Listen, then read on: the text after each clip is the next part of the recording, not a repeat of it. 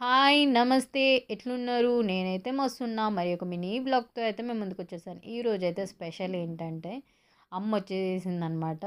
సడన్‌గా. అమ్మకి అంటే సడన్‌గా వచ్చేసింది యాక్చువల్లీ. ఇంటి వాకబుల్ డిస్టెన్సే. కానీ అంటే కొంచెం ఒక 1 కిలోమీటర్ దూరం అనమాట. నడుచుకుంటూ వచ్చేసేసింది. యాక్చువల్లీ అంటే నేను టమాటా చారు అడిగాననమాట. టమాటా చారు చేసిందంట. సో, నా కోసం అని చెప్పేసి సడల్ షాక్‌గా తీసుకొని వచ్చేసింది.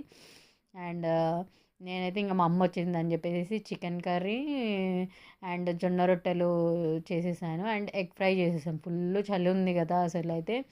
ఇంక మా అమ్మకి కూడా వేడి వేడిగా అని చెప్పేసి ఉండు ఏం పోతాం అని చెప్పేసి చి శివ అప్పుడే వెళ్ళేసి అయితే చికెన్ తీసుకొని వచ్చేసాడు.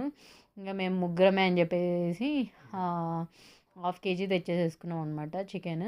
అండ్ వేడి వేడిగా చికెన్ జొన్న రొట్టె అమ్మకి చేసి ఇచ్చేసా. ఎగ్ కూడా బాయిల్డ్ ఎగ్ చేసేసి కొంచెం ఫ్రై లాగా చేసేసాను. శివకు కూడా జొన్న రొట్టె ఇచ్చేసాను. ఇంకా నాకైతే జొన్న రొట్టె చికెన్ అయితే ఉండదు. నాకైతే చికెన్ అన్నం ఉంటే మంచిగా అనిపిస్తుంది. ఇంకా అన్నం నా ఒక్కదానికి అని చెప్పేసి నేనైతే వండేసేసుకున్నాను. ఇక నైట్ టైం అయితే వీళ్ళిద్దరు అన్నాలు అయితే తిన్నారంట. ఇంకా నేను ఒకదాన్ని అయితే అన్నం చేసేసుకొని అయితే తినేసాను అనమాట.